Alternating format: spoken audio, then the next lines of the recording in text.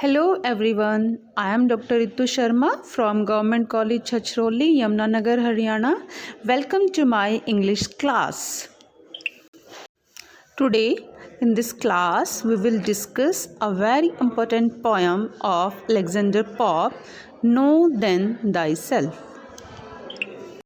Before going through the poem, I would like to tell you something about Alexander Pope.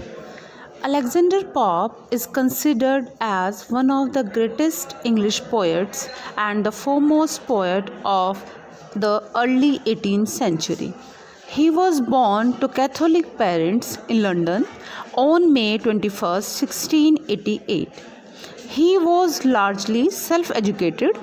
He experimented with various literary and poetical forms.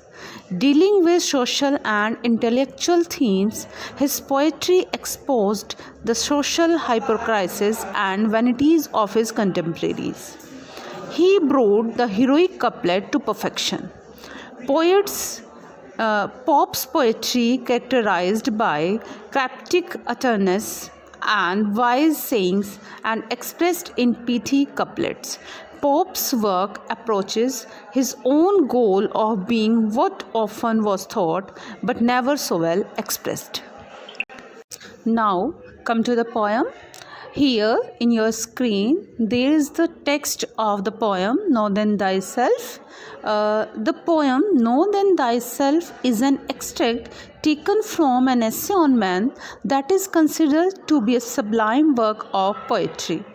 Pope wrote this poem at the request of his friend Lord Bolingbroke.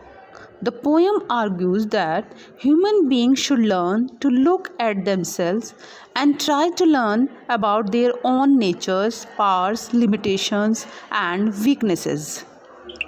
Now, we will try to understand the meaning and explanation of the poem. First of all, I am going to read the first stanza of the poem. Know then thyself, presume not go to scan. The proper study of mankind is man, placed on this isthmus of a middle state, a being darkly wise and rudely great, with too much knowledge for the skeptic side, with too much weakness for the stoic pride. In this poem, in the very first line of the poem, the poet wants to say that the proper study of mankind is man. The first line of the poem is very important because of the use of the word then in it. The word then leads us to an unmentioned narrative and at the same gives an abrupt beginning to the poem. The word then is followed by an advice, presume not go to scan, meaning that one should not have the supposition to judge God. Pope says that man can't understand God, therefore, he states that man should attempt to know about himself. In his opinion, the best subject matter of study on earth is man himself. Commenting on the man's in between condition, the poet mentions that man is situated on an isthmus of middle state. In the opinion of the poet, man's existence is marked by the constant contradictions. Pope says that man is darkly wise and rudely great, meaning that neither man's wise nature nor his greatness is whole. He says that man possesses an ample amount of inquiring knowledge. However, he still remains under the clouds of doubt. Man is full of extreme weaknesses for the pride of his stoic nature. Therefore, man can't be considered as a being who has reached the level of indifference where neither pain can hurt nor pleasure can please. In this way, the poet has exploited his poetic craftsmanship remarkably in this stanza. I am going to read out the second stanza. He hangs between in doubt to act or rest, in doubt to deem himself a god or beast, in doubt his mind or body to prefer, born but to die and reasoning but to err. Alike in ignorance, his reason search whether he thinks too little or too much. As we already discussed, man is a paradox of the world. He is always in doubt. He can't decide whether to work hard in life or to be satisfied with his present position. He fails to decide whether he should prefer the physical pleasures or the intellectual things of life. He is born but to die. Either a man thinks too little or too much. He can't overcome his ignorance.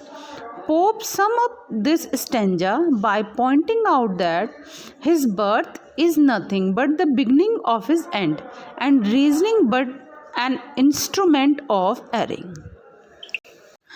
Here is last stanza of the poem.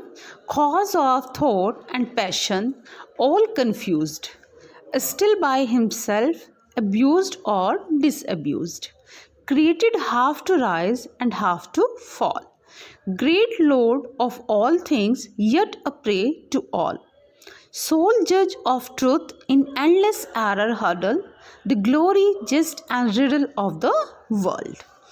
Man is a confused mixture of thoughts and feelings. He often remains confused and fails to decide between different courses of action. Man's disability prevents him from taking any single direction. One aspect of his nature cancels out another. He is the master of everything because he is blessed with power of reason by God. But even then, he becomes a victim of all things around him. He is the glory of the world because God has given him the gift of knowledge and wisdom.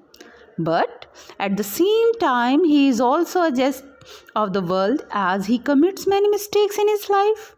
So, he is a riddle also as he doesn't know whether he belongs to the category of angels or to the animals. So, the poet Alexander Pope discussed many poetic devices in the poem. The poet has used couplets. In a couplet, the last word of the first line rhymes with the last word of the second. In order to stress his point, the poet has used a number of poetic devices like paradox, repetition, etc. These devices give force and meaning to the poem. I hope this explanation will help you to understand the poem thoroughly, and thank you for watching video.